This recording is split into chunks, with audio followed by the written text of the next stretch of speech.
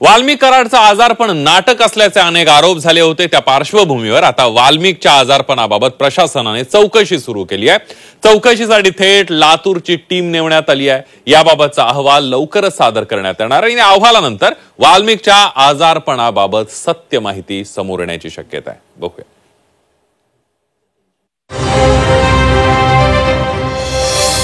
वाल्मिक कडून पोटदुखीचं नाटक।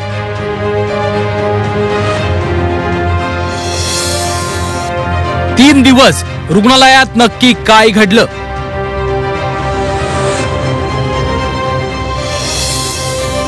विशेष टीम कडनं वाल्मिकच्या आजाराची होणार चौकशी।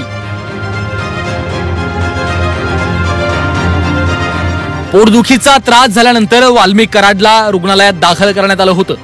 तिथं आयसीयू मध्ये त्याच्यावर उपचार करण्यात आले। वाल्मिकला खरंच पोटदुखीचा त्रास होता का अशी शंका आता उपस्थित केली जाते, कारण वाल्मिकचं 3 दिवसांचं आजारपण आता चौकशीच्या फेऱ्यात आलंय। त्या 3 दिवसात घडलं तरी काय याची इत्थंभूत चौकशी आता सुरू झाली आहे। राज्याच्या आरोग्य विभागाच्या सूचनेनंतर लातूर उपसंचालक कार्यालयातील सहाय्यक उपसंचालकांच्या 2 सदस्यीय पथकानं बीडचा दौरा करून या प्रकरणामध्ये चौकशी केली आहे।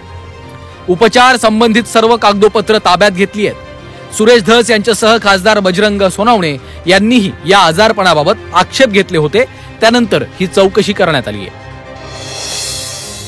वाल्मिक कराडनं स्लीप ॲपनियामुळे सीपॅप मशीन वापरण्यास परवानगी मागितली होती।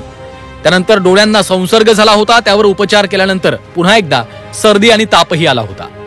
22 जानेवारीला मध्यरात्री 1 वाजता त्याला पोटदुखीचा त्रास होत असल्यानं जिल्हा रुग्णालयात दाखल केलं। त्याच्या मूत्रमार्गाला संसर्ग झाला होता, आतड्यांनाही संसर्ग होता। त्यामुळे त्याला रुग्णालयात दाखल करण्यात आलं होतं। रुग्णालयाच्या काळात त्याची एक्सरे, सिटी स्कॅन, सोनोग्राफी, रक्त आणि लघवी तपासणी केली गेली। 22 तारखेला रात्री वाल्मिकला बीडच्या रुग्णालयात दाखल करण्यात आलं होतं। 25 जानेवारीच्या रात्री त्याला रुग्णालयातनं डिस्चार्ज देण्यात आला।